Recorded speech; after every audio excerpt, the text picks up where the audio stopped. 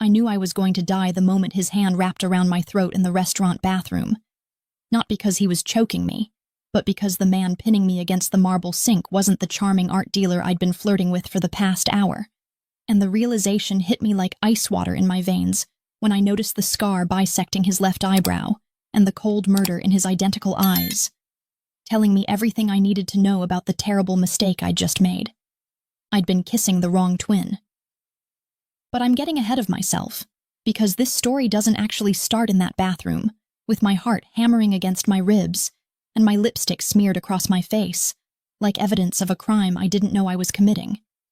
And if I'm going to explain how I ended up tangled in the web of the most dangerous man on the East Coast, I need to take you back to 3 hours earlier, when I was still Sophia Chen, 26-year-old art curator with a modest apartment in Brooklyn, and a dating life so pathetic that my best friend had literally threatened to create my dating profile herself if I didn't stop making excuses about being too busy to find love. The restaurant was called Celestino's, one of those impossibly elegant Italian places in Manhattan where the lighting is always perfect and the prices aren't listed on the menu, because if you have to ask, you can't afford to be there. And I'd spent an embarrassing amount of time getting ready, because this was my third date with Marco Valentini, and something about him made me want to be the kind of woman who could belong in places like this.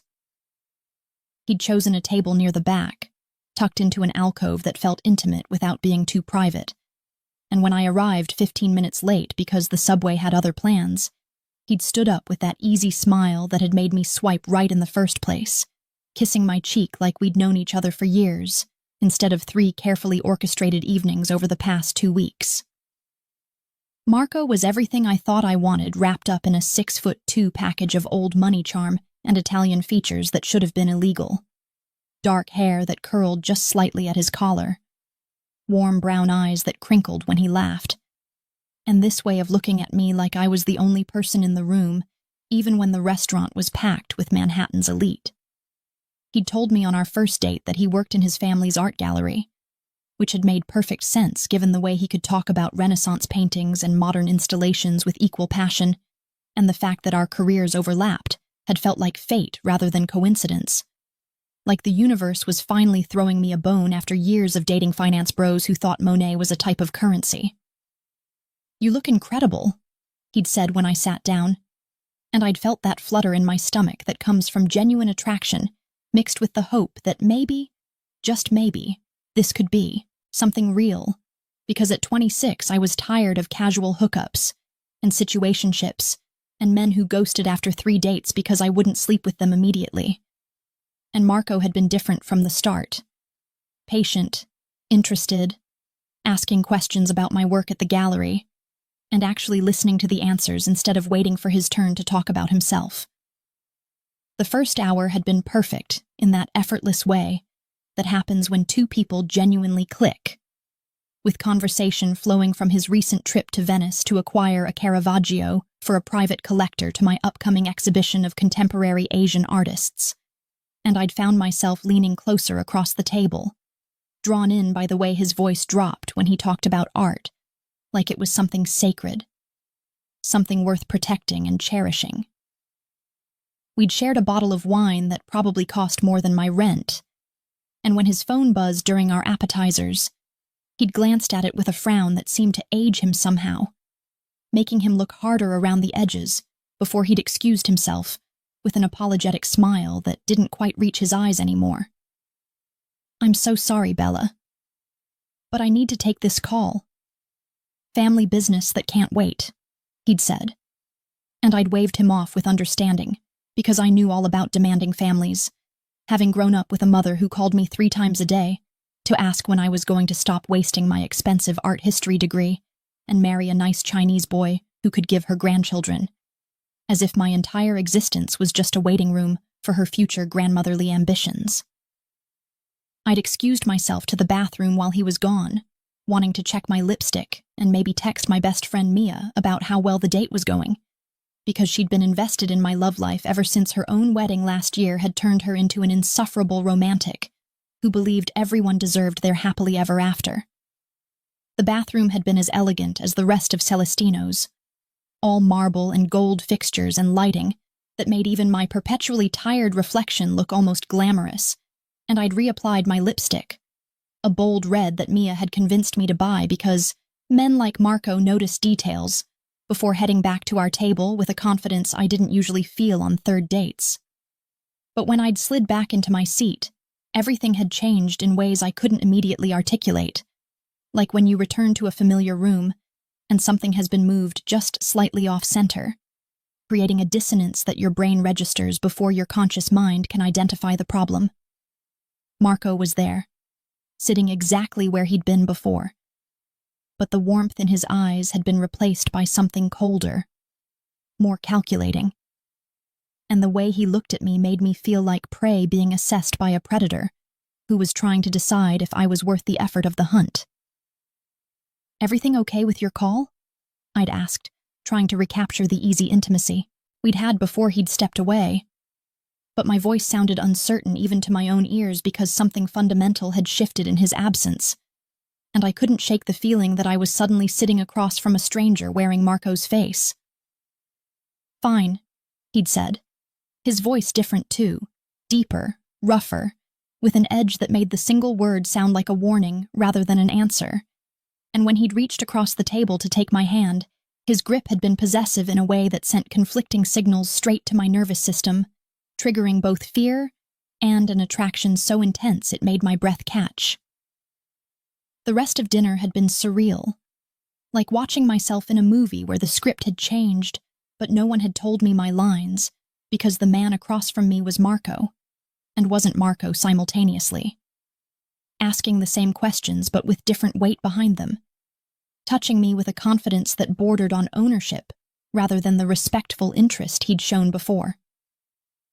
When he'd pulled me into a kiss as we'd waited for dessert, his hand fisting in my hair, and his mouth demanding rather than asking, I'd responded on pure instinct, my body lighting up in ways it hadn't during our previous chaste goodnight kisses, and I'd felt simultaneously exhilarated and terrified by the intensity of my own reaction to this darker version of the man I'd been dating.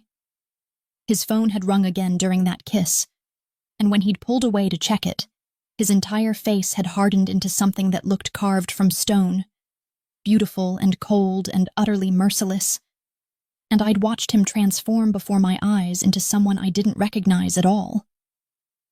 "Excuse me," he'd said, standing abruptly and leaving me breathless and confused at the table, while he'd stalked toward the back of the restaurant with his phone pressed to his ear, his entire body radiating attention that seemed capable of violence. And that's when my survival instincts had finally kicked in, loud enough to be heard over my hormones. I'd excused myself to the bathroom again, needing space to process what was happening and maybe splash some cold water on my face while I figured out if I was having the best date of my life or making a terrible mistake. Because the rational part of my brain was screaming that something was very wrong even as my body was still humming from that kiss. The bathroom had been empty this time, and I'd gripped the edge of the marble sink while I'd stared at my reflection, trying to reconcile the turned-on flush in my cheeks with the anxiety tightening my chest. Because I'd never been the kind of woman who got off on danger, and I didn't understand why my body was responding to Marco's sudden darkness like it was exactly what I'd been craving all along. That's when I'd heard the lock click behind me, and every hair on the back of my neck had stood up in warning as I'd watched the door open in the mirror's reflection, revealing Marco standing there with an expression that made my stomach drop because there was nothing familiar in those eyes anymore. Just cold assessment, and something that looked dangerously close to fury. He'd moved into the bathroom with the fluid grace of someone who knew how to use his body as a weapon, and I'd frozen like a rabbit caught in headlights as he'd crossed the space between us in 3 long strides, his hand coming up to wrap around my throat, with just enough pressure to keep me in place without actually choking me. "Who sent you?" he'd asked, his voice low and deadly serious, and I'd stared at him in complete confusion because I'd had no idea what he was talking about. No framework for understanding why the man I'd been dating for 2 weeks was suddenly treating me like an enemy combatant in the bathroom of an upscale Italian restaurant. "What? Marco, I'd started, but he'd cut me off with a slight increase in pressure against my throat, not enough to hurt, but enough to make his point crystal clear. and the fear that flooded through me had been sharp and clarifying, burning away the fog of attraction and leaving only the crystalline understanding that I was in serious danger from a man I'd thought I knew.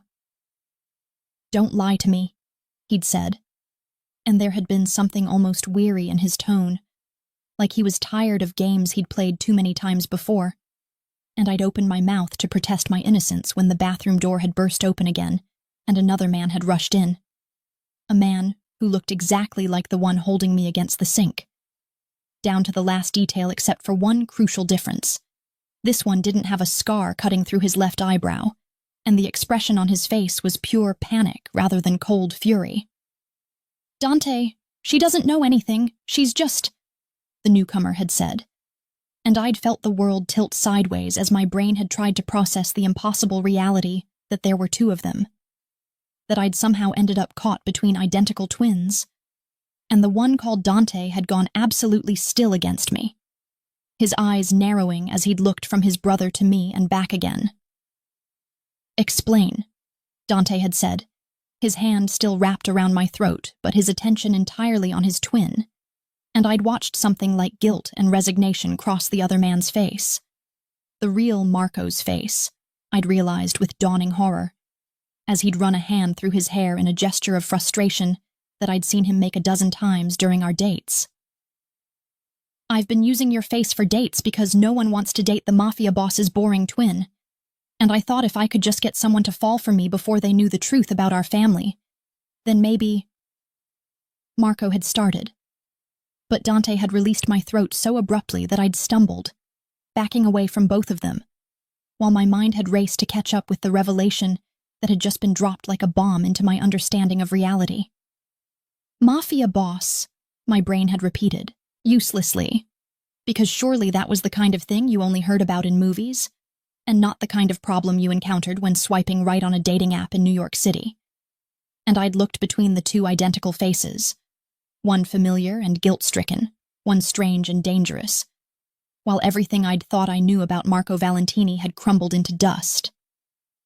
The man I'd been dating didn't exist, I'd realized with a sickening lurch, because I'd been falling for a curated version of someone else entirely, and the real man standing in front of me radiating barely controlled violence was someone I'd kissed thinking he was his harmless twin, which meant I'd seen his face, been photographed with him in public, could identify him. And judging by the way he was looking at me now like a problem that needed solving, that made me a liability he couldn't afford to leave walking around with that knowledge. "You've really fucked this up, Marco," Dante had said, his voice quiet and controlled in a way that was somehow more terrifying than shouting would have been. And then he'd grabbed my arm with a grip that would definitely leave bruises and dragged me out of the bathroom while I'd stumbled along behind him, too shocked to even think about screaming or fighting back. He'd pulled me through the restaurant, which I now realized he must own, based on the way the staff had avoided looking at us directly, and into a private room in the back that looked like it was designed for exactly this kind of situation, with soundproof walls and no windows and furniture that had probably witnessed confessions extracted through means I didn't want to imagine. Marco had followed us, wringing his hands and apologizing in rapid-fire Italian that I couldn't understand, and I'd stood there trying to make myself smaller, while these two men who shared the same face argued about what to do with me like I wasn't even present. "She's seen too much," Dante had finally said, cutting through Marco's excuses with the finality of a judge pronouncing sentence. And I'd felt my knees go weak because I'd known with absolute certainty that this was how my story ended. As a cautionary tale about the dangers of online dating. Another missing woman whose face would end up on true crime podcasts, while amateur detectives speculated about what had happened to her. "Dante, please, you can't just—" Marco had started, but Dante had held up one hand, and his brother had fallen silent immediately, and the power dynamic between them had been clear enough to cut. Marco might have been born with the same face and the same bloodline, but Dante was the one who commanded rooms and expected obedience, the one who'd been forged into something harder and more dangerous by whatever hell their family business had put him through. "She comes with me," Dante had said, And those 4 words had sealed my fate more effectively than any threat could have, because they'd meant I wasn't going to die. Not yet, anyway. But they'd also meant that my life as I knew it was over. And as his men had appeared at the door like shadows summoned by their master's will, I'd realized that I'd crossed a threshold I couldn't uncross, stumbled into a world I couldn't escape. They'd escorted me out through a back entrance to where a black SUV had been waiting with tinted windows and an engine already running, and I'd looked back once to see Marco standing in the doorway, calling after me with apologies that the wind scattered before they could reach my ears, while Dante had slid into the seat beside me, and the door had closed with the finality of a coffin lid. "You wanted a Valentini, cara mia," he'd said as the vehicle had pulled away from the curb, his voice dark with promise and threat in equal measure. And when he'd looked at me with those cold eyes that I'd kissed in the restaurant, thinking they belonged to someone else entirely, I'd felt something shift deep in my chest. Terror, yes, but underneath it something else I didn't want to name. Something that recognized the predator sitting next to me and whispered that maybe I'd been hunting for exactly this kind of danger all along. "Congratulations," he'd finished, his lips curving into a smile that held no warmth whatsoever. "You got one." Dante Valentini's penthouse wasn't a cage. It was a gilded throne room where every piece of furniture cost more than my annual salary, and the art on the walls would have made my colleagues at the gallery weep with envy. And I was the unwilling queen he'd captured and placed in the center of it all, like a trophy he hadn't decided whether to keep or discard.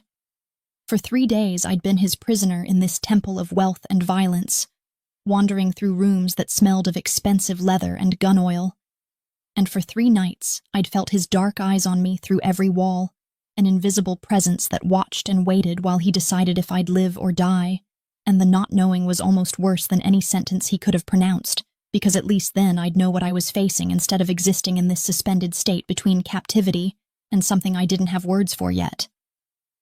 I'd woken up that first morning in a bedroom that was easily twice the size of my entire Brooklyn apartment, surrounded by windows that offered a breathtaking view of Manhattan's skyline, but didn't open no matter how hard I'd tried them, and I'd found designer clothes hanging in the closet in exactly my size, which meant someone had been paying attention to details about me that I hadn't even noticed they were noticing, cataloging my measurements and preferences while I'd been busy falling for a fiction.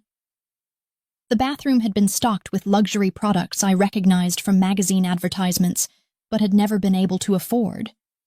And there'd been something deeply unsettling about the care that had gone into making my prison comfortable, as if Dante had been preparing for the possibility of keeping me long before his brother's deception had forced his hand. And I couldn't decide if that made him a careful planner or a predator who'd been circling me all along without my knowledge. Luca had arrived with breakfast on a silver tray around 8 that morning.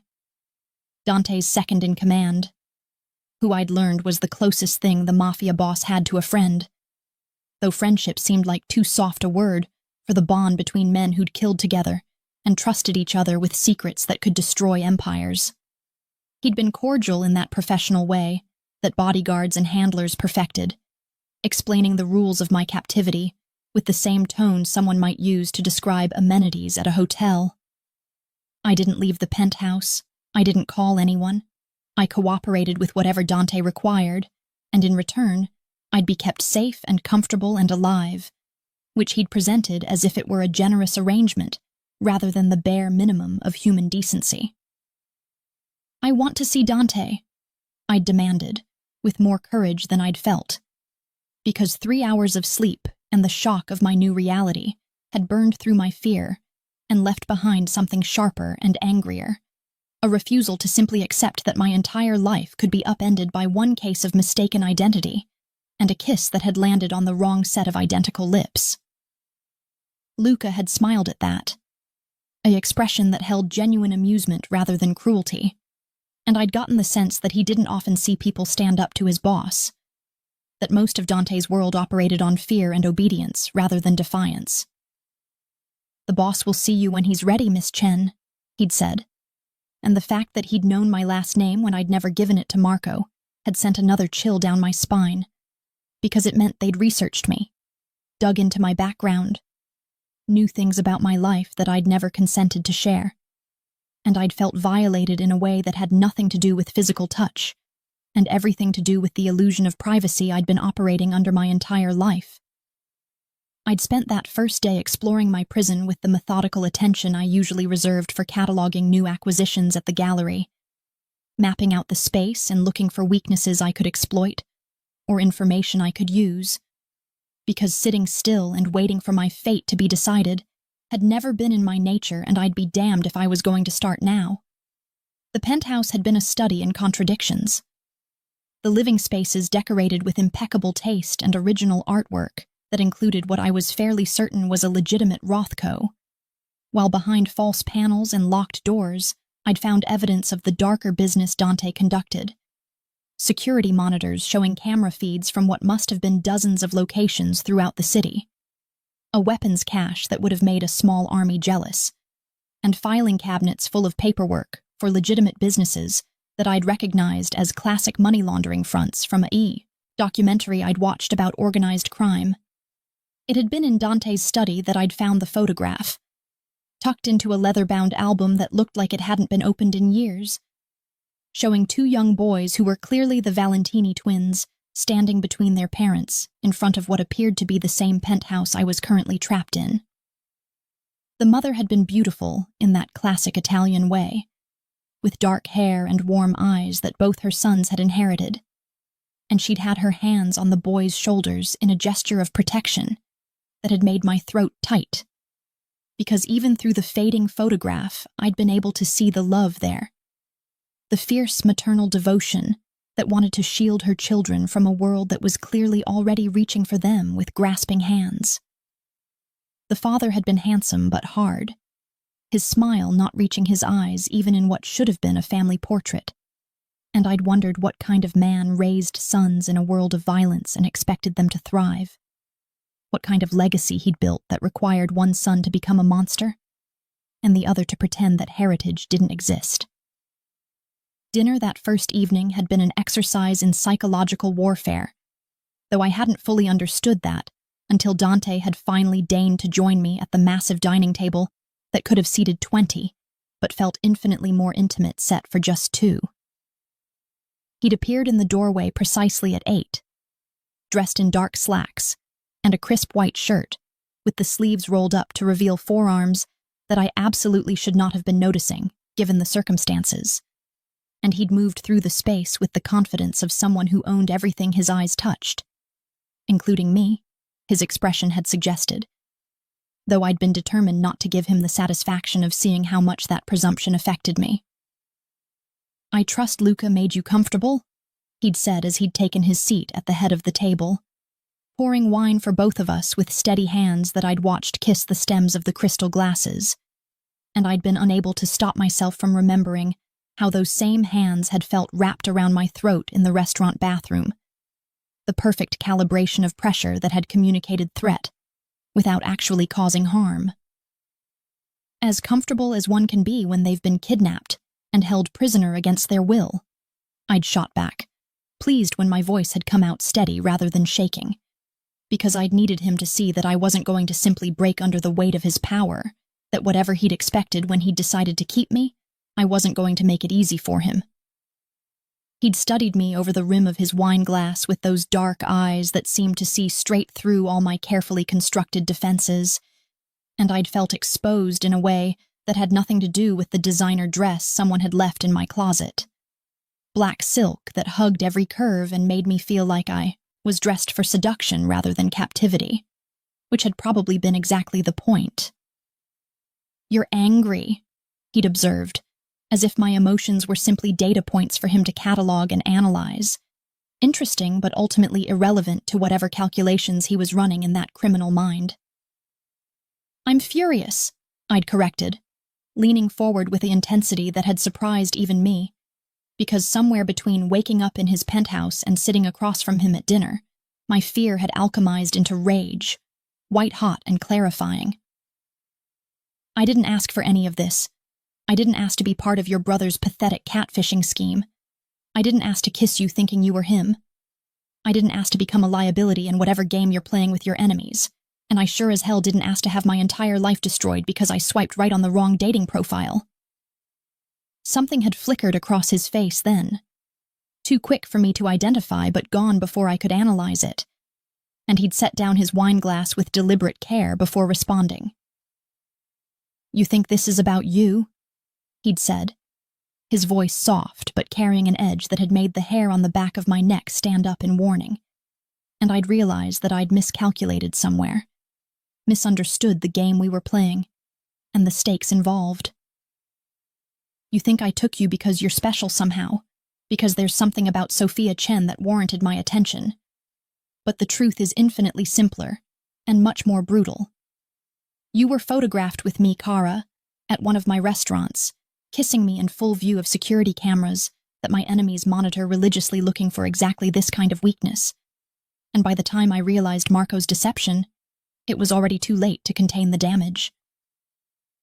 He'd stood then, moving around the table with that predatory grace that I'd noticed in the restaurant, and I'd forced myself to stay seated even as every instinct had screamed at me to run, because running would have meant admitting defeat, and I'd already lost too much to surrender what little dignity I had left. "3 rival families would kill to use you as leverage against me," he'd continued, stopping behind my chair and placing his hands on the back of it, caging me in without actually touching me, and I'd felt the heat of his body radiating against my back like a furnace. "They would take you apart piece by piece looking for information you don't have. They would hurt you in ways designed to hurt me. And they would leave what remains of you on my doorstep as a message about the cost of showing weakness in this world." I'd turned in my chair to look up at him, refusing to let him loom over me without meeting his eyes, and what I'd seen there had stolen my breath. Not cruelty or indifference, but something that looked almost like regret, wrapped in layers of necessity and pragmatism. "So keeping me close isn't cruelty," I'd said slowly, working through the implications of what he was telling me. "It's survival. Yours and mine." "Finally, she understands," he'd murmured, reaching out to touch my face with fingers that had trembled almost imperceptibly, as if the contact had cost him something I couldn't measure. And I'd felt my body respond to that touch with a heat that had shame flooding through me because I absolutely should not have been attracted to my captor, should not have wanted to lean into that touch like a flower seeking sunlight. "I should have killed you the moment I realized what Marco had done. It would have been cleaner, kinder even, to end it quickly rather than dragging you into this world where innocence is a luxury people like us can't afford. But I looked at you standing there in that bathroom, terrified and furious, and so goddamn beautiful it hurt. And I couldn't do it, Sophia. I couldn't make myself pull that trigger even though every rational part of my brain was screaming that keeping you alive was a mistake I'd regret." His thumb had traced my cheekbone with a gentleness that had contradicted everything I thought I knew about Dante Valentini, and I'd found myself caught between wanting to pull away and wanting to press closer, my body at war with my mind about what this man represented and what he made me feel. "Why?" I'd whispered, because I'd needed to understand what stayed his hand when he'd built an empire on ruthless decision-making and the willingness to eliminate threats without hesitation. "I'm still trying to figure that out," he'd admitted, and the raw honesty in his voice had cracked something open inside my chest, because this was the first real thing he'd given me. The first glimpse of the man beneath the Mafia boss persona he wore like armor. The rest of dinner had passed in a strange détente, with Dante explaining the rules of his world in clinical detail, the families, the territories, the unspoken codes that governed the criminal underworld of New York City, and how my presence in his life had shifted the board in ways that would have consequences neither of us could fully predict yet. He'd talked about growing up in this world, about learning to read violence like other children learn to read books, about the impossible weight of inheriting an empire at 23, when his father had been murdered by the Kozlov family in a power play that had failed, but left scars that had never healed. Marco refused the life, Dante had said at one point, staring into his wine like it held answers he couldn't find anywhere else, and I'd heard the complicated mix of resentment and relief in his voice when he'd talked about his twin. He saw what it did to our father, what it would do to him, And he walked away, went to university, studied art history, pretended he could escape the blood in his veins by surrounding himself with beauty instead of violence, and I let him because someone in this family should get to stay human. And you? I'd asked, emboldened by wine and the surreal intimacy of the conversation, because I'd needed to understand what would make a man willingly shoulder that burden alone, rather than sharing it with the only person who could truly understand. I became the monster our world required, he'd said simply, meeting my eyes with an intensity that had made my breath catch. And in that moment I'd seen him clearly. Not the Mafia boss who'd dragged me from a restaurant, but a man who'd sacrificed his own humanity to protect his brothers, who'd taken all the darkness of their legacy onto himself so Marco could live in the light. And the tragedy of that choice had made my heart ache in ways I hadn't been prepared for. Late that third night, when I'd given up on sleep and wandered through the penthouse in one of the silk robes someone had provided, I'd found Dante in his study surrounded by monitors and paperwork, still dressed despite the hour approaching 3 a.m. And I'd realized that he probably never slept. That rest was another luxury he couldn't afford when maintaining his empire required constant vigilance. He hadn't seemed surprised by my presence, hadn't even looked up from the security footage he'd been reviewing, and I'd been about to retreat when I'd seen what he was watching on repeat. The restaurant footage from that night. The moment when I'd returned from the bathroom and kissed him thinking he was Marco, and the way his entire body had gone rigid with surprise before he'd responded with a hunger that had nothing to do with deception and everything to do with genuine desire. "How many times have you watched that?" I'd asked, moving into the study uninvited because something about seeing him watch us had emboldened me, had made me feel like maybe I wasn't the only one caught off guard by the chemistry that had sparked between us in that moment of mistaken identity. "Enough to memorize every detail," he'd admitted, finally looking up at me with eyes that burned in the dim light of the monitors. And there'd been something vulnerable in his expression that I'd never expected to see from a man who ruled through fear and violence. "You kissed me like you wanted to be consumed, Sophia. Like you were hungry for something darker than the sweet romance my brother was selling you. And I've been trying to figure out if that was real or just my own wishful thinking, my damaged psyche seeing what it wanted to see in a moment that meant nothing." I'd moved closer without consciously deciding to, drawn by the rawness in his voice and the question hanging between us that I wasn't sure I knew how to answer, because the truth was complicated and messy, and I didn't fully understand it myself. "I don't know what it was," I'd said honestly, stopping on the other side of his desk where the monitors painted our faces in shifting light and shadow. "But I felt it too. Something different, dangerous, like kissing you flipped a switch inside me that I didn't know existed. And I spent the rest of that dinner before everything went to hell, trying to convince myself it was just the wine or the atmosphere or anything other than what it actually felt like." "Which was?" he'd prompted, standing slowly and moving around the desk with that predatory focus that made me feel like the most important thing in his world. And I'd known that whatever I said next would change the dynamic between us, in ways I couldn't take back. "Like I'd been waiting my whole life to kiss someone who could match the darkness I've spent years pretending I don't have," I'd whispered, the confession pulled from some deep place I usually kept locked down tight. And I'd watched his eyes darken with an emotion that looked like triumph mixed with something almost tender. And before I could second-guess myself or retreat behind the walls I'd built to survive 3 days of captivity, he'd been there, cupping my jaw with both hands and searching my face like he was looking for permission I wasn't sure I should give. "I'm going to kiss you again, Sophia," he'd said, the words a statement rather than a question. "And this time there won't be any confusion about who I am or what this means, and if you're going to stop me, you need to do it now, because once I start, I won't be able to be gentle with you. I won't be able to pretend that keeping you here is just about protection and strategy when we both know it stopped being that simple the moment I decided not to kill you." I'd had a choice in that moment.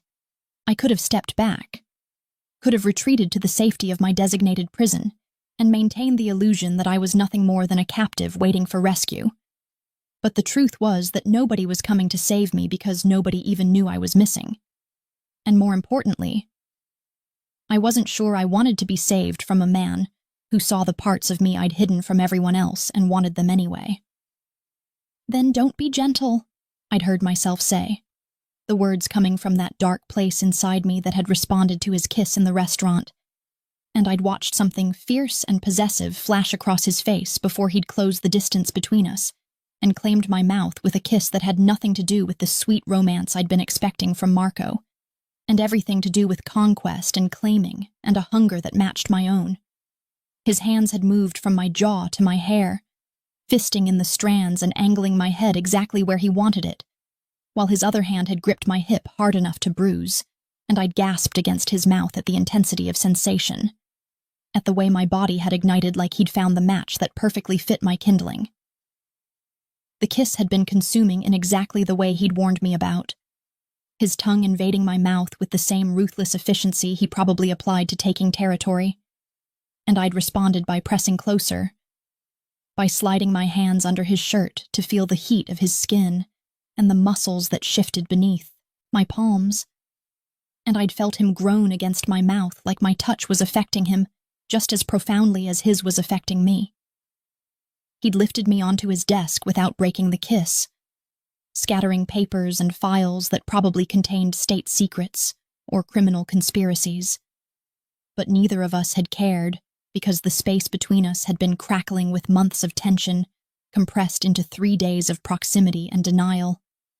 And when he'd stepped between my thighs and pulled me to the edge of the desk so I could feel exactly how much he wanted me, I'd wrapped my legs around his waist and surrendered to the inevitable gravity pulling us together. "Tell me to stop," he'd demanded against my neck, where he'd been trailing kisses that had made my head fall back in offering. "Tell me this is wrong and you don't want this and I'll walk away right now and we'll never speak of it again." But I couldn't tell him that, because it would have been a lie, and I'd already had enough deception between us to last a lifetime. So instead I'd pulled his face back to mine and kissed him with all the hunger I'd been suppressing, and I'd felt his control snap like a wire pulled too tight, his hands moving to the belt of my robe while mine had worked on his shirt buttons with shaking fingers that couldn't move fast enough.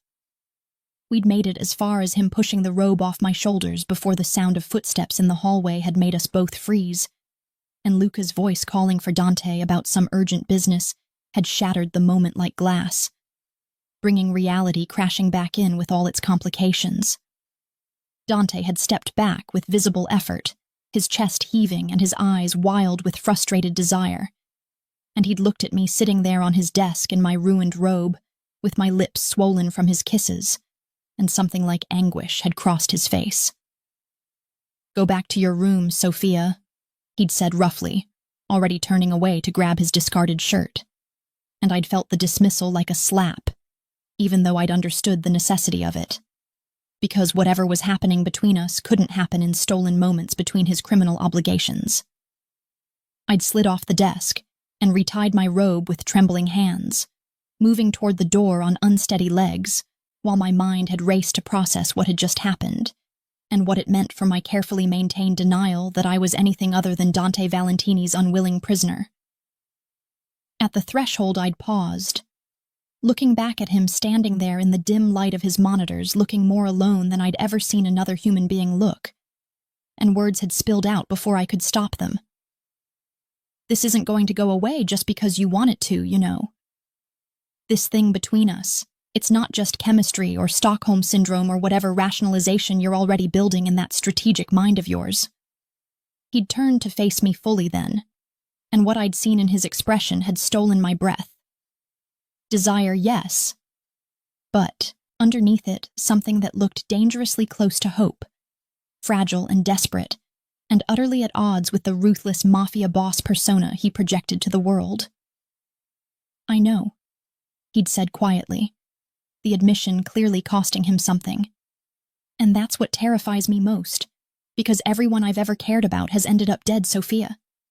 And I don't think I could survive being the reason you—" But he'd cut himself off, shaking his head like he'd said too much already. "Then don't love me halfway," I'd found myself saying, the words coming from some reckless place inside me that had apparently decided tonight was the night for burning down all my self-preservation instincts, and I'd walked back to him despite knowing I should run in the opposite direction. Don't protect me from your world by keeping me at arm's length. Don't pretend this is just about strategy and survival, when we both know something changed the moment you decided not to kill me. Teach me how to survive here, Dante. Teach me how to be someone who can stand at your side instead of cowering behind you, because I refuse to spend the rest of my life as a liability you're protecting.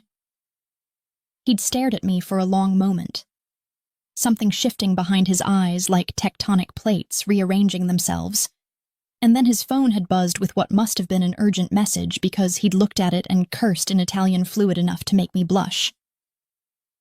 We'll finish this conversation tomorrow, he'd promised, already moving toward the door where I could hear Luca's footsteps returning. But Sophia... He'd paused, turning back one more time with an expression I couldn't quite read. I'm going to hold you to that challenge. And if you're serious about wanting to be part of this world instead of just existing in it, tomorrow your real education begins, because if you're going to be mine, you need to be untouchable. The possessiveness in those words should have terrified me, should have sent me running back to my room to barricade the door and figure out what kind of psychological break I was clearly experiencing. But instead I'd felt a dark thrill run through me at the promise implicit in his tone, and as I'd finally made my way back to my bedroom, with my lips still tingling from his kisses, and my body still humming with unfulfilled desire, I'd realized with stunning clarity that I'd already made my choice somewhere between that first kiss in the restaurant and this moment. I was going to stop fighting the gravity pulling me toward Dante Valentini, and instead I was going to dive in headfirst and discover exactly what kind of woman I could become in his dark world. And heaven help me, I couldn't wait to find out. They say you can't fall in love with your captor, that it's just Stockholm Syndrome, survival instinct, psychological manipulation dressed up as emotion. But they're wrong about so many things, because I was falling for Dante Valentini not despite the darkness that clung to him like a second skin, but because of it. Because for the first time in my carefully curated life of gallery openings and safe choices and men who wanted the polished version of me that fit into their acceptable narratives, someone saw the shadows I'd hidden behind my art curator smile and didn't just accept them, but wanted to set them free. Wanted to see what I could become if I stopped apologizing for the parts of myself that craved something more dangerous than the life I'd been living.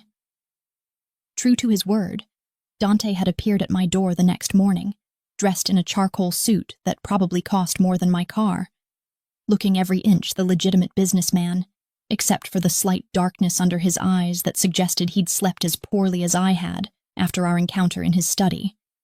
And when he'd told me to dress in something elegant because we had a business meeting to attend, I'd felt a thrill run through me that had nothing to do with fear and everything to do with anticipation. Because this was it. This was him actually following through on his promise to bring me into his world, instead of keeping me locked away like a secret he was ashamed of. The dress that had been waiting in my closet was a deep emerald silk that hugged every curve before flowing out from my hips, in a way that made me feel like some kind of dark princess. And when I'd emerged from my room to find Dante waiting with a velvet box in his hands, I'd known without opening it that whatever was inside would be another chain binding me to him. Another piece of evidence that I was being absorbed into the Valentini empire, whether I'd consciously agreed to it or not. The diamonds inside had been obscene. A necklace that looked like it belonged in a museum, rather than around someone's throat, with stones so flawless they'd caught the morning light and thrown it back in rainbow fractals that had made me gasp despite myself. And when Dante had fastened it around my neck with fingers that had lingered against my skin just long enough to make my breath catch, I'd met his eyes in the mirror and seen the possession there, the clear message that he was marking me as his in a language the entire criminal underworld would understand. In this world, perception is power, he'd said, his hands still resting on my shoulders while we'd both stared at our reflection, him dark and dangerous behind me. Me transformed into something that looked like I belonged at his side rather than cowering in fear of him. You're mine now, Sophia, and when we walk into that auction today, Every person in that room needs to understand that touching you means war with me, that even looking at you wrong will have consequences they can't afford to pay. So I need you to act like it. Act like you belong here, like you chose this, like being claimed by me is exactly what you wanted all along. The auction house had been in Midtown, one of those establishments that dealt in art so expensive in provenance, so questionable that they didn't advertise their sales to the general public. And as we'd walked in with Dante's hand possessively placed at the small of my back, I'd felt every eye in the room turn to assess us, to catalog this new development in Dante Valentini's carefully controlled public image. The crowd had been a mixture of legitimate art collectors and criminals using the auction as a front for money laundering, and I'd recognized several pieces on the auction block from my work at the gallery. A Modigliani that had supposedly been lost in World War II, a Klimt that had been reported stolen from a private collection in Vienna, and enough Renaissance paintings of dubious provenance to fill a small museum. Dante had guided me through the crowd with the confidence of someone who owned every space he entered, introducing me to dangerous men with legitimate business cards, and their wives who'd smiled at me with the predatory assessment of sharks recognizing new competition in their waters. And I'd played my part beautifully, because years of attending gallery openings and schmoozing with wealthy collectors had prepared me for exactly this kind of performance, even if the stakes were infinitely higher than whether someone bought a piece from our collection. We'd taken our seats in the back row, where Dante could watch the entire room. Strategic positioning that I'd recognized from movies about men like him, always keeping exits in sight and potential threats in his peripheral vision. And when the auction had started, his hand had found my thigh beneath the catalog we were sharing, a possessive touch that had made concentration on the artwork nearly impossible. It had been during the bidding on a Caravaggio that Victor Kozlov had made his move, appearing at the end of our row with a smile that hadn't reached his cold blue eyes. And I'd felt Dante go absolutely still beside me in a way that had reminded me of predators freezing before they struck. Every muscle coiled and ready for violence that was barely contained beneath his civilized exterior. Victor had been handsome in that brutal Slavic way, all sharp cheekbones and platinum hair, and an aura of danger that had made my survival instincts scream warnings. And when he'd leaned down to speak, his English had carried just enough accent to make it exotic rather than foreign. "Dante, you didn't mention you'd acquired such a beautiful new asset," Victor had said, his eyes raking over me with an assessment that had made my skin crawl. And I'd understood immediately that this was a test. A challenge disguised as politeness to see how Dante would react to someone encroaching on what he'd claimed as his. "I don't believe we've been introduced. Victor Kozlov, and you are?" I'd opened my mouth to respond, to handle this the way I would have handled any awkward interaction at a gallery event. But Dante's hand had tightened on my thigh in warning before he'd smoothly pulled me onto his lap in full view of the entire auction house, the gesture so possessive and territorial that several people had actually gasped at the breach of social etiquette. "She's mine, Victor," Dante had said, his voice carrying just enough edge to make it clear that this wasn't a casual statement, but a declaration of war if the other man chose to press the issue. "And unless you want to find out exactly how far I'll go to protect what belongs to me, I suggest you return to your seat and keep your eyes on the artwork instead of my woman." The electricity in that moment had been palpable, with half the room holding their breath waiting to see if Victor would back down or if we were about to witness violence erupt in the middle of a high-end art auction. And I'd felt Dante's heart hammering against my back, where I was pressed against his chest, felt the coiled violence in his body that was ready to explode into action if Victor made the wrong choice. After what had felt like an eternity, but was probably only seconds, Victor had smiled, an expression that had promised future retribution, even as he'd acknowledged the current power dynamic, and had stepped back, with his hands raised in mock surrender. "Of course, my apologies for the misunderstanding," Victor had said smoothly, but his eyes had promised me that this wasn't over, that I'd just become a piece on whatever chessboard he and Dante were playing on. And as he'd walked away, I'd felt Dante's entire body shudder with the effort of controlling the violence he'd been prepared to unleash. I'd stayed on his lap for the rest of the auction, because moving would have suggested weakness, would have implied that Dante's possessive display had been for show rather than genuine claiming. And by the time the final piece had sold, and we'd made our exit, my body had been humming with a mixture of fear and arousal that I'd never experienced before, turned on by the casual way Dante had claimed ownership over me, even as the rational part of my brain had screamed that I should be offended by being treated like property. The car ride to wherever we were going next had been silent and charged, with Dante staring out the window at the city passing by, while his hand had remained on my thigh, like he needed the physical contact to ground himself. And when we'd finally pulled up to what looked like an exclusive private club in the financial district, he'd turned to me with eyes that had burned with something dark and hungry. "I need you to understand something, Sophia," he'd said, his voice rough with an emotion I couldn't quite identify. "What happened back there with Victor wasn't just theater or strategy. When I pulled you onto my lap and told him you were mine, I meant every word of it. And if he'd pushed the issue even 1 inch further, I would have killed him right there in front of 200 witnesses, and damn the consequences. Because the thought of another man touching you makes me want to burn the entire city down until nothing remains but ashes and the understanding that you belong to me." The intensity of his confession should have terrified me, should have sent me running for the nearest exit, because this was clearly a man who was possessive to the point of violence. But instead I'd felt something inside me respond to that dark declaration with a hunger that matched his own. And I'd leaned closer until our faces were inches apart, and I could feel his breath against my lips.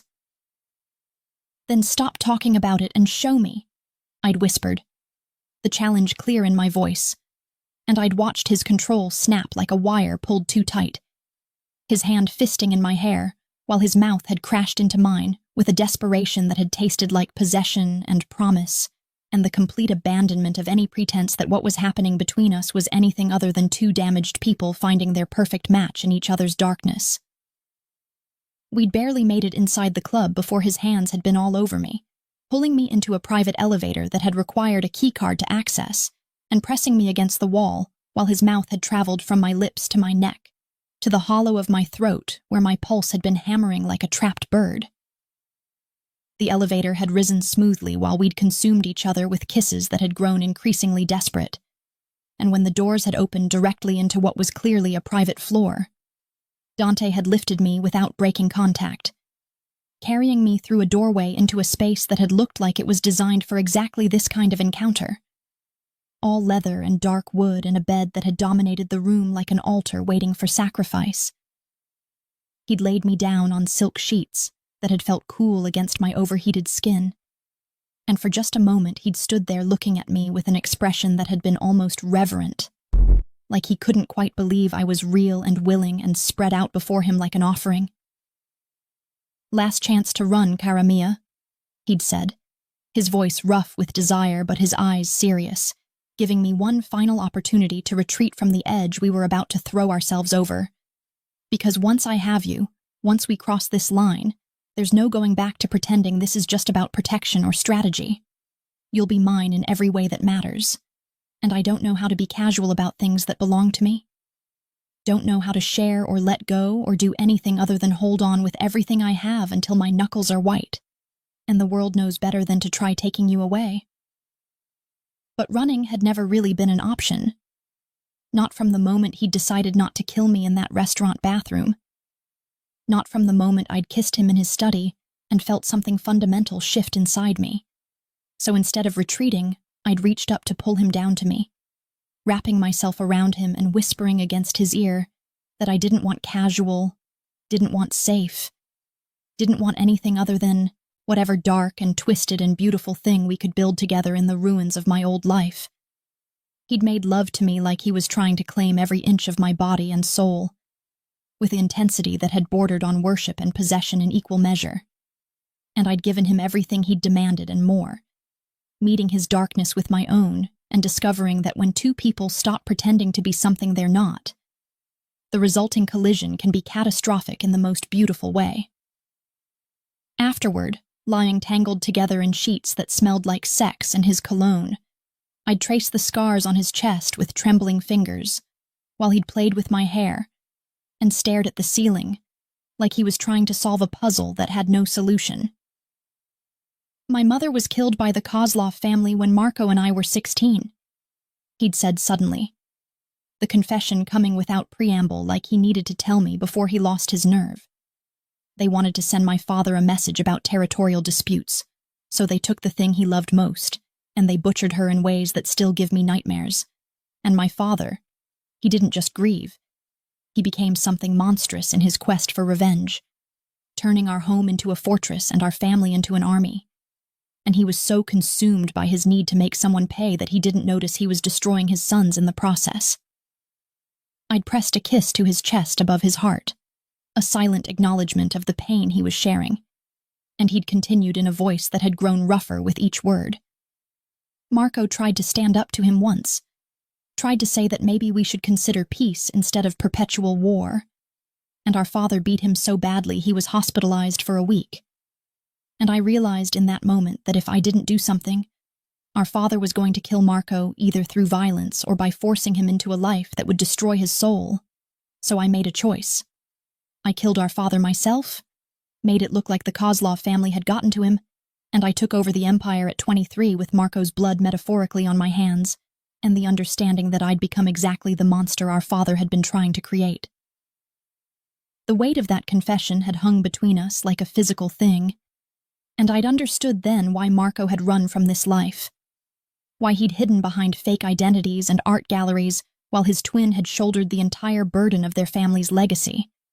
And I'd also understood why Dante had been so terrified of letting anyone close enough to matter, because everyone he'd ever loved had either died or been destroyed by the violence that surrounded him, like a permanent shadow. Marco blames himself, I'd said softly, thinking about the guilt-stricken man who'd burst into that bathroom to save me from his brother's wrath. He thinks if he'd been stronger, you wouldn't have had to become this. He's wrong, Dante had said flatly, pulling me closer until I'd been draped across his chest like a living blanket. I became the monster so he could stay human, and I'd make the same choice again in a heartbeat, because at least one of us got to escape. At least one of us gets to live a normal life surrounded by beauty instead of blood. And that has to count for something even if it means I'll never have that option for myself. I'd lifted my head to look at him then. Really look at him. Seeing past the Mafia boss exterior to the man underneath who'd sacrificed everything, including his own humanity, to protect someone he loved. And I'd felt my heart crack wide open with an emotion I hadn't been ready to name yet. What if you didn't have to do it alone anymore? I'd asked, the question forming before I'd fully thought through the implications. What if instead of protecting me from your world, you let me help you carry the weight of it? Let me be someone who understands the choices you've had to make and doesn't judge you for the monster you became because someone had to, and you loved your brother enough to volunteer for that hell?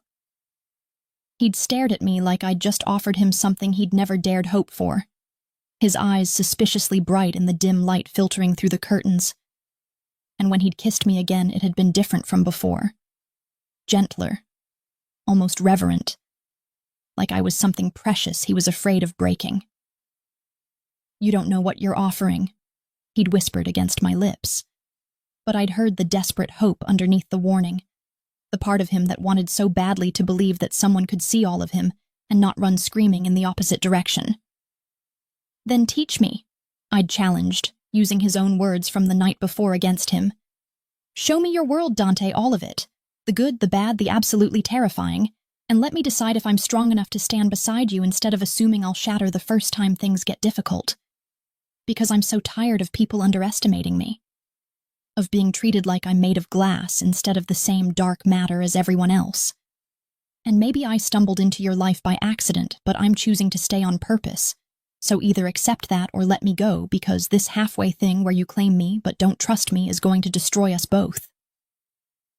The silence that had followed my declaration had stretched just long enough to make me nervous, to make me wonder if I'd pushed too hard and revealed too much.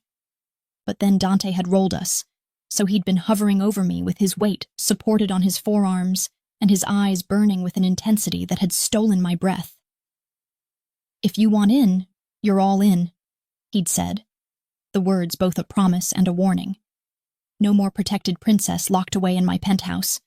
If you're serious about this, about us, then tomorrow I'm taking you to meet the Commission, the ruling council of families that govern our world, and I'm presenting you as my wife and equal partner, which means every enemy I've made becomes your enemy too. Every war I'm fighting becomes your war, and there's no going back once they know your face and your name and your connection to me, so you need to be absolutely certain this is what you want before we take that step."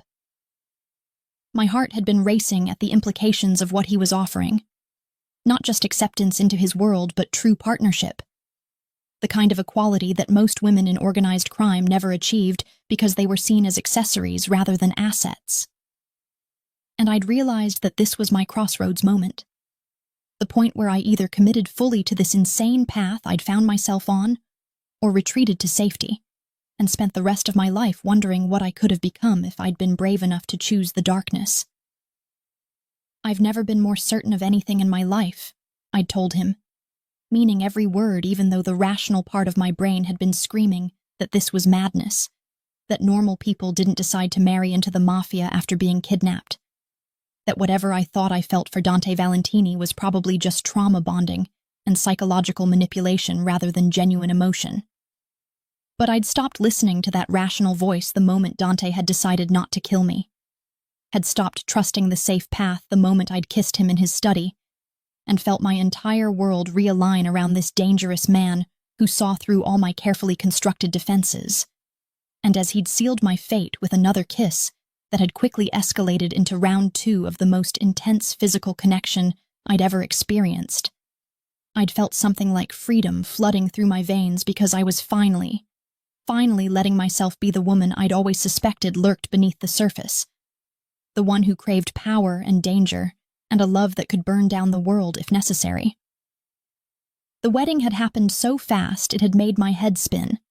A Catholic ceremony in a private chapel officiated by a cardinal who was clearly on Dante's payroll, with Luca and a handful of Dante's most trusted men as witnesses, and Marco standing as best man, looking simultaneously relieved that I was choosing this, and guilty that his deception had led me here in the first place. I'd walked down the aisle in a dress that had appeared in my room that morning, blood-red silk that had made me look like some kind of avenging angel rather than a blushing bride, and when Dante had turned to watch me approach, with an expression that had mixed possessive hunger with something that looked dangerously close to awe, I'd felt every doubt evaporate because this was right in a way nothing else in my carefully planned life had ever been. His vows had been a dark promise delivered in Italian, and then translated for my benefit. Words about killing for me and dying for me and burning the entire world down if anyone tried to take me from him. And when it had been my turn, I'd abandoned the traditional vows entirely, and simply said what was in my heart. "I choose you, Dante Valentini, every dark, broken, beautiful piece of you, and I promise to stand beside you through whatever hell comes next, to be your partner instead of your possession, and to love you with the same intensity you've shown me, even when it terrifies me how much power you have to destroy me if this goes wrong." The kiss that had sealed our marriage had been witnessed by men who'd killed without hesitation, and a cardinal who'd probably blessed weapons along with babies, and when Dante had whispered against my lips that I was his now in the eyes of God and man, and no power on earth could take me from him, I'd felt the truth of it settle into my bones like an anchor, grounding me in this new reality I'd chosen. The reception had been held in the same club where we'd consummated our relationship hours earlier, and I'd been introduced to Dante's world properly. The soldiers and captains and underbosses who formed the infrastructure of his empire, all of them watching me with varying degrees of skepticism and respect, as they'd tried to figure out if I was a weakness their boss had acquired, or an asset that would make him stronger. It had been near midnight when Viktor Kozlov had appeared at the reception uninvited, flanked by his own men and wearing a smile that had promised violence beneath the congratulations he'd offered. And I'd felt Dante go absolutely still beside me in that dangerous way that preceded bloodshed. Congratulations on your marriage, Dante, Victor had said, his accent thicker than it had been at the auction. Though I have to say, the speed of this union suggests either true love or desperate strategy. And I'm curious which category your new bride falls into. Because in my experience, women acquired through protection rather than choice tend to become liabilities rather quickly. The insult had been clear enough to make several of Dante's men reach for weapons they'd hidden beneath expensive suits. But I'd placed my hand on Dante's arm in silent communication before stepping forward to address Victor myself, because if I was going to be Dante's equal partner, rather than just his protected wife, I needed to establish my own presence rather than hiding behind my husband's reputation. I'd be careful about making assumptions regarding my choices, Mr. Kozlov, I'd said with a smile that I'd learned from watching the dangerous women at the auction. Because I chose Dante Valentini with full knowledge of who and what he is, and I chose this life with my eyes wide open to the dangers and the darkness, which means I'm not a liability for you to exploit, but a partner who'll stand beside my husband when he makes you regret whatever game you think you're playing by showing up uninvited to our wedding. The room had gone absolutely silent at my challenge, because apparently wives in this world didn't typically speak for themselves, let alone issue veiled threats to rival family heads. But Dante's hand had found mine and squeezed in silent approval, and when Victor's smile had grown sharper and more dangerous, I'd known I'd just painted a target on my back that would have consequences neither of us could fully predict yet. I look forward to seeing if you can back up that confidence, Mrs. Valentini, Victor had said, before turning to leave with his men. And as the door had closed behind him, Dante had pulled me against his chest and whispered that I was either the bravest or most foolish woman he'd ever met, and he hadn't decided yet which assessment was more accurate.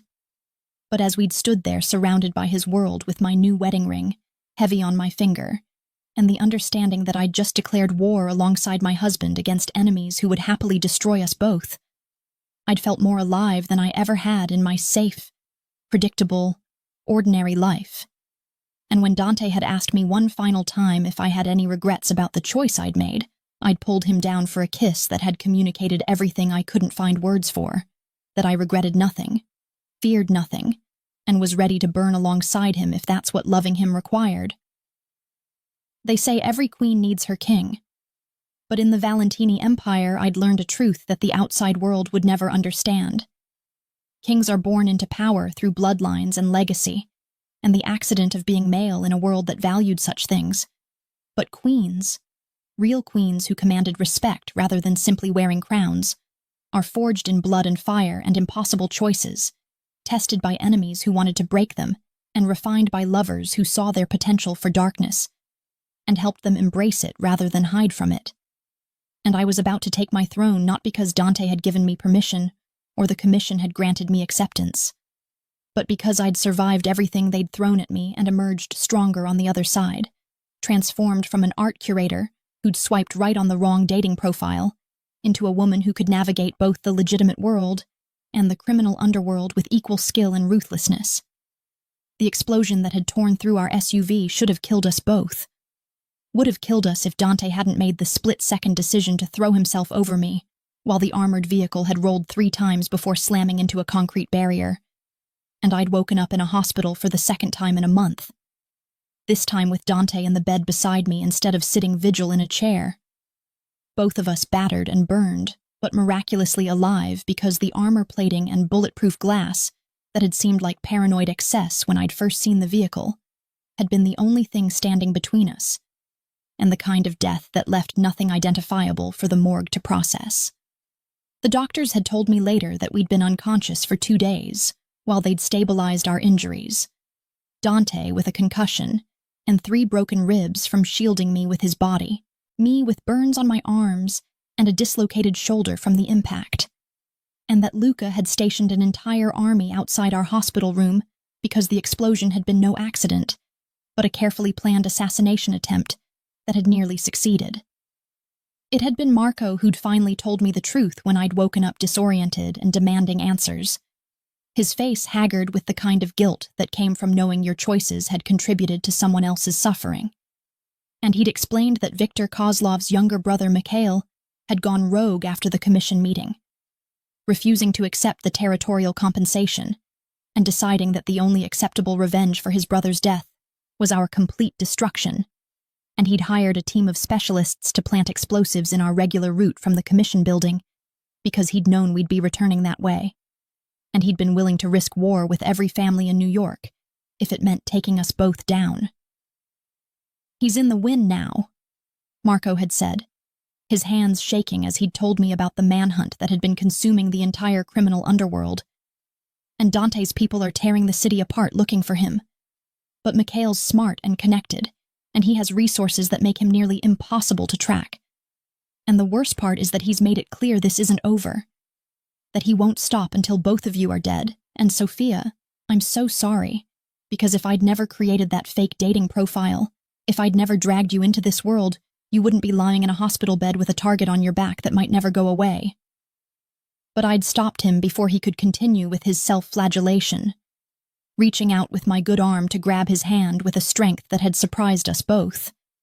And I'd told him with absolute certainty that I didn't blame him for the chain of events that had led me here, that every choice I'd made since that first date had been my own, including the decision to marry Dante and challenge Viktor and stand before the commission as an equal rather than hiding behind my husband's protection, because agency mattered, and I refused to let anyone, even well-meaning Marco, reduce me to a victim of circumstances beyond my control, when the truth was that I'd chosen this life with my eyes wide open, and I'd choose it again even knowing the cost.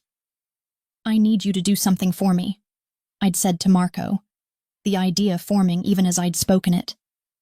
"I need you to discharge yourself from this guilt you've been carrying and channel that energy into something useful, because Dante's going to need his brother in the coming weeks, not the shell of a man who's too busy blaming himself to actually help. And more importantly, I need you to trust that I'm exactly where I want to be, even if where I want to be is terrifying and dangerous, and nothing like the safe life I could have had if things had gone differently." The conversation with Dante when he'd finally woken up 6 hours after me had been harder and more painful than anything Viktor had done to me in that basement, because I'd watched him struggle with the terrible weight of knowing that loving me had nearly gotten me killed twice in the span of a month, and I'd seen the moment when he'd decided that the only way to protect me was to let me go, to set me up with a new identity, and enough money to disappear and live the quiet life I supposedly deserved somewhere far from the violence that followed him like a shadow. "I can't do this anymore, Sophia," he'd said, his voice breaking on my name in a way that had shattered something inside my chest. "I can't keep watching you nearly die because my enemies know that hurting you is the fastest way to destroy me. And I won't be the reason you end up dead before you're 30 because I was too selfish to let you go when I had the chance. So I've already made arrangements. Luca has paperwork for a new identity, accounts set up in your name, and a house in a place where nobody will ever connect you to the Valentini family.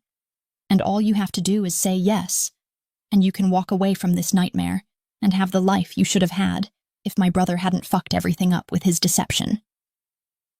But I'd been ready for this argument, had known it was coming since the moment I'd woken up, and understood that we'd survived another attempt on our lives, because Dante's instinct had always been to protect the people he loved by pushing them away, rather than letting them close enough to be used against him. And I'd be damned if I was going to let him make the mistake of thinking that safety without him was somehow preferable to danger with him.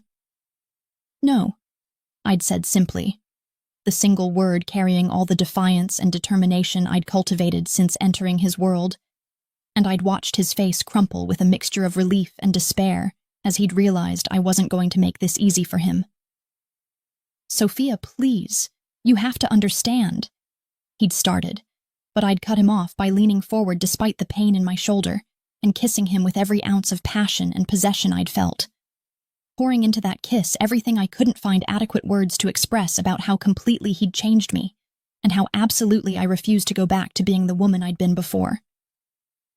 "I understand perfectly," I'd said when we'd finally broken apart, both of us breathing hard and staring at each other with the kind of intensity that had characterized our entire relationship. "I understand that you're terrified of losing me. that every close call makes you more convinced that loving me is a death sentence. But what you're failing to understand is that I'm not asking for your permission to stay in this life anymore. I'm telling you that I've earned my place here through surviving things that would have broken other people.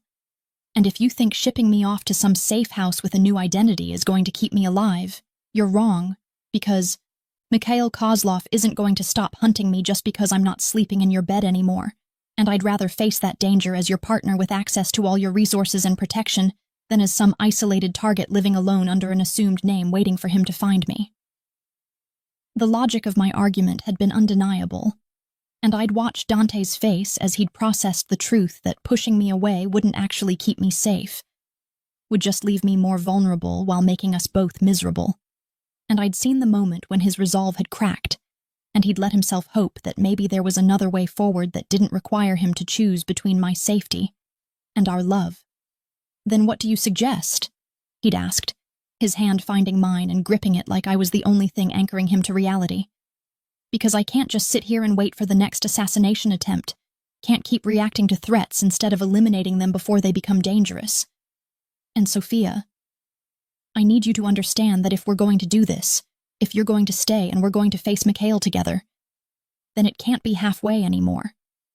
It can't be me trying to shield you from the worst of this world while you push for more involvement. It has to be complete partnership where you're as deep in this as I am, and you accept all the consequences that come with that level of commitment. And that's when I'd told him about the plan that had been forming since Marco's visit.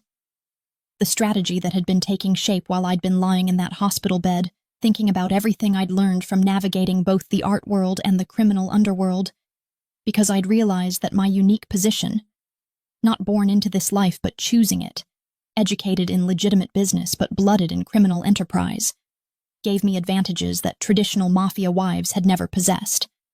And if I was going to survive in Dante's world, I needed to stop trying to adapt to existing structures and instead create my own power base that complemented his rather than competing with it. "I'm going back to work at the gallery," I'd said, watching his eyes widen with alarm before I'd continued. "But this time I'm not going as Sophia Chen, the art curator. I'm going as Sophia Valentini, the dealer who specializes in acquisitions of questionable provenance, and I'm going to use my connections and expertise to build a legitimate front for money laundering that's so sophisticated and well integrated into the art world that nobody will ever be able to trace it back to criminal enterprises. And in the process, I'm going to create a network of contacts and influence that makes me valuable to every family in the commission, which means that killing me stops being a strategic advantage and starts being a liability because too many people will have too much invested in keeping me alive and operational." The brilliance of the plan had been obvious even to Dante's paranoid, strategic mind, because I wasn't proposing to hide or to simply be protected. I was proposing to make myself too valuable to kill, to transform from a weakness that enemies could exploit into an asset that the entire criminal underworld depended on. And the beauty of it was that it played to my actual strengths and expertise rather than trying to force me into a role I wasn't suited for. "You want to become the criminal underworld's premier art dealer," Dante had said slowly, working through the implications with that calculating mind I'd fallen in love with. "Laundering money through legitimate acquisitions and sales while building relationships with collectors and dealers who can provide cover for operations across multiple territories and families, which makes you not just my wife but an independent power broker who happens to be married to me. And Sophia, that's either the most brilliant or most dangerous thing you've ever proposed, and I genuinely can't decide which assessment is more accurate." But he'd been smiling when he'd said it. That rare, genuine smile that transformed his face from dangerous to beautiful. And I'd known I'd won. That he was going to support this vision of our future, instead of trying to lock me away from my own protection. And the relief I'd felt had been almost overwhelming, because it had meant we were finally, truly on the same page about what our partnership could be.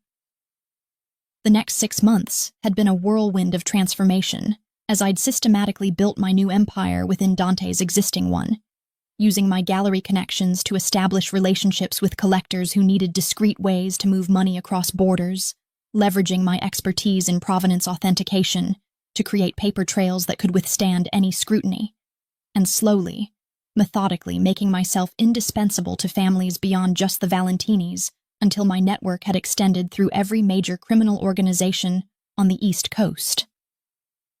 The hunt for Mikhail Kozlov had continued in parallel with my business building, with Dante's soldiers and the Commission's combined resources tracking every lead and following every whisper of the man who'd tried to kill us. But it had ultimately been my network that had found him. A collector in Miami, who'd purchased a stolen Rembrandt through channels I'd been monitoring, had inadvertently revealed Mikhail's location, because the buyer had been one of his shell companies. And when Dante and I had traveled to Florida, with enough firepower to start a small war, we'd gone not as husband trying to protect wife, but as partners executing a joint operation where my intelligence had been just as critical as his muscle. The confrontation when we'd finally cornered Mikhail in a warehouse near the port of Miami had been brutal and decisive, and I'd stood beside Dante with a gun in my hand, had actually fired the shot that had ended Victor's brother's life, and I'd felt nothing but cold satisfaction when he'd fallen, because this was the man who'd tried to take everything from us, and I'd be damned if I was going to let him succeed.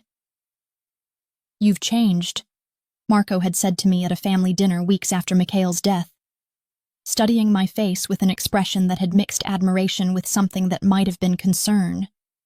And I'd known what he'd meant, because the transformation was visible to anyone who'd known me before. I carried myself differently now, moved through spaces with the confidence of someone who knew their worth and wasn't afraid to claim it, spoke with the authority of someone who'd earned respect through competence rather than just marriage. And when I'd walked into rooms full of criminals and legitimate business people alike, they'd all recognized that I was someone to be taken seriously rather than dismissed.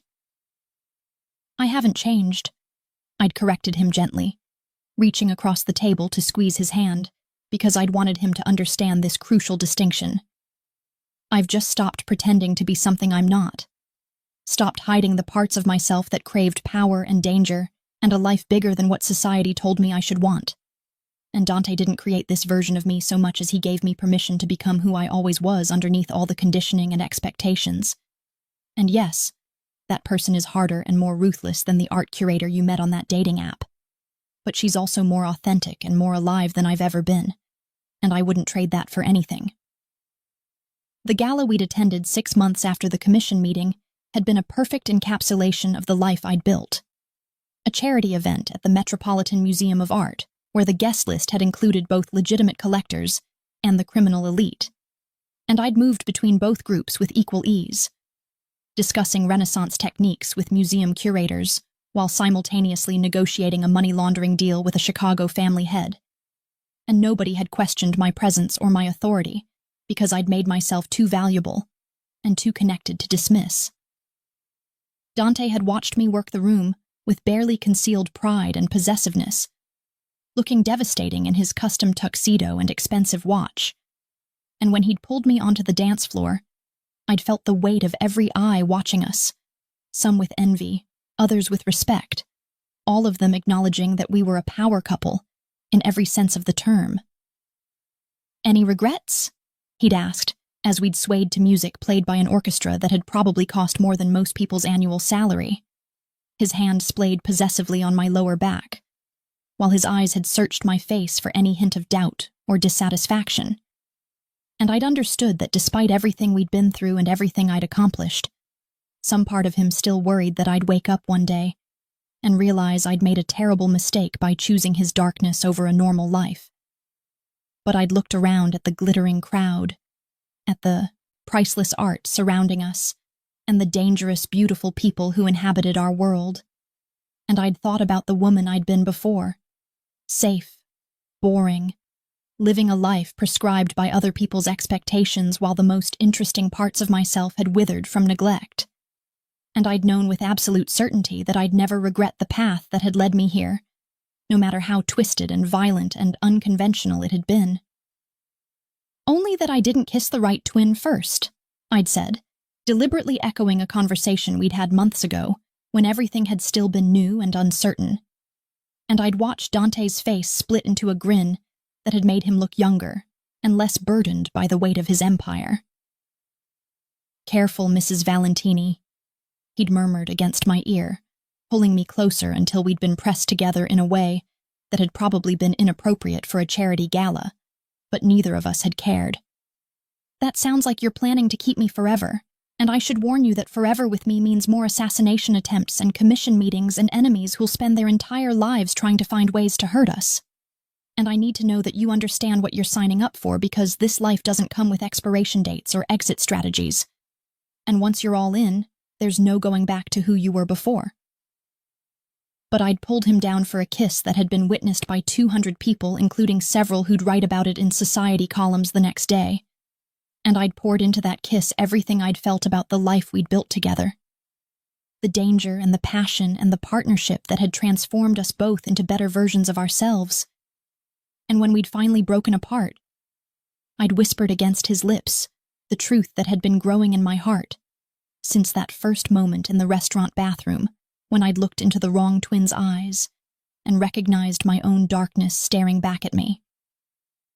That's exactly what I'm planning, Dante Valentini, forever with you, facing whatever hell comes next, as partners who make each other stronger instead of weaker. And I know exactly what I'm signing up for because I've lived it for the past year, and I've never been happier, or more fulfilled, or more completely myself than I am when I'm standing beside you ruling this dark, beautiful empire we've built together. The epilogue to our story had been written not in grand gestures or dramatic confrontations, but in the small moments that had accumulated over the following years. The way Dante had started consulting me on major strategic decisions and actually listening to my input. The way the commission had begun inviting me to meetings in my own right, rather than just as Dante's wife. The way my art dealing network had expanded until I'd been moving hundreds of millions of dollars through legitimate channels for families across the country. And perhaps most importantly, the way I'd started mentoring other women who'd found themselves pulled into the criminal underworld through marriage or circumstance or choice, teaching them that they didn't have to be victims or accessories, but could claim power for themselves if they were brave enough and smart enough and ruthless enough to demand it. It had been at one of these mentoring sessions 3 years after my own introduction to Dante's world that a young woman had approached me nervously, explaining that she thought she was in trouble because she'd gone on a date with someone who'd seemed perfect, but something had felt off. And as I'd looked at her frightened, hopeful face, I'd seen myself reflected back. The innocence, the fear, the potential for transformation if she made the right choices or the wrong ones depending on your perspective.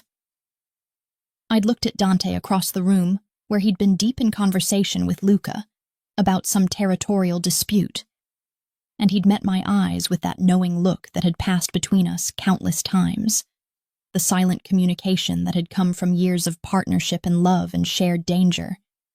And he'd nodded his permission for me to help this woman the way nobody had been there to help me when I'd needed it most. "Tell me everything," I'd said to her, guiding her to a quiet corner where we could talk privately. And as she'd spilled her story about the charming man who'd been too good to be true, and the subtle warning signs she'd been trying to ignore, I'd felt the weight of responsibility settling over me, because helping her meant potentially pulling her into this world or pushing her away from it. And either choice would fundamentally alter the trajectory of her life in ways neither of us could fully predict. But I'd learned in my years as Dante's wife and partner that the most important thing wasn't protecting people from danger, but giving them the information and tools they needed to make their own choices. So I'd told her the truth about the man she'd been dating and his connections to organized crime, about the dangers and the opportunities that came with getting involved in this world, and about the fact that if she chose to walk away right now, I'd make sure she was protected, and her connection to all of this was erased. But if she chose to stay and see where this led, she needed to do it with her eyes open and her spine straight, and the understanding that there would be no going back once she crossed certain lines. "What would you do?" she'd asked me, her eyes searching my face for guidance. And I'd smiled because it was the exact question I would have asked in her position. The desire for someone who'd walked this path before to tell you which way to go, when every direction looked equally terrifying and thrilling. "I can't answer that for you," I'd said honestly, reaching out to take her hands in mine with a gentleness that had surprised us both, because ruthlessness didn't mean lacking compassion. Because what was right for me might be completely wrong for you, and the only person who can decide if you're strong enough and brave enough and dark enough to thrive in this world is you. But I will tell you this. I went on a date with the wrong twin and ended up married to a mafia boss. And it was the best mistake I ever made because it showed me who I really was, underneath all the pretending. And if you're asking yourself whether you're capable of loving someone dangerous and building a life that exists outside normal boundaries and becoming something more than what society tells you you're supposed to be, then you probably already know the answer even if you're too scared to admit it yet.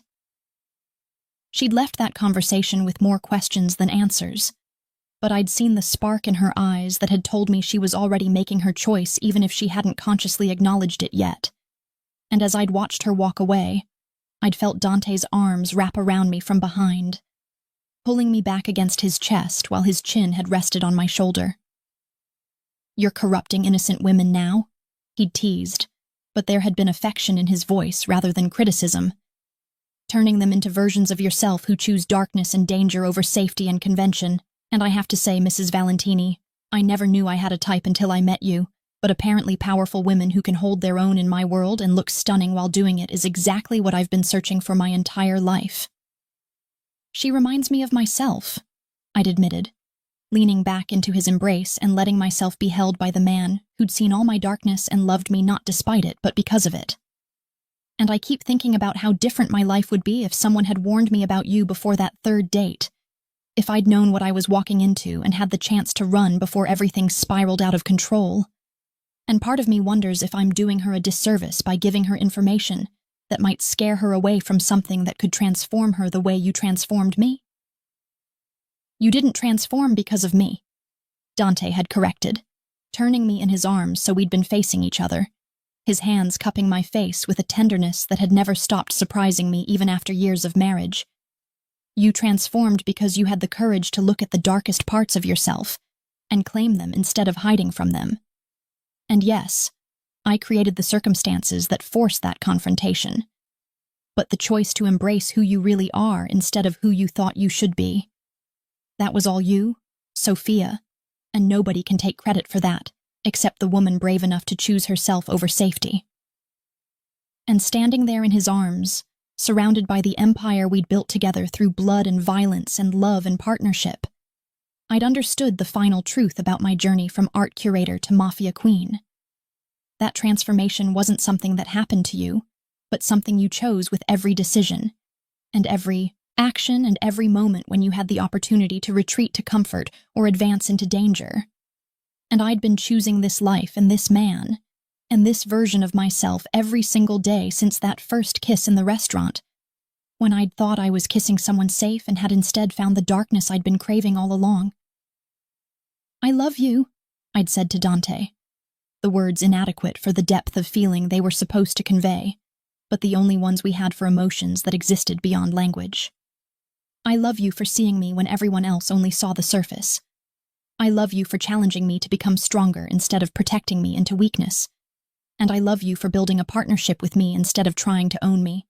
And Dante, I need you to know that every difficult thing we've survived and every impossible choice we've made has been worth it, because it led us here, to this moment, to this life where we rule together, instead of one of us kneeling while the other stands." His kiss had been answer enough, communicating everything he'd felt but struggled to express because men like Dante had been trained since childhood to see emotion as weakness and love as liability. But with me, he'd learned that vulnerability could be strength, and that the right partner didn't diminish your power but multiplied it.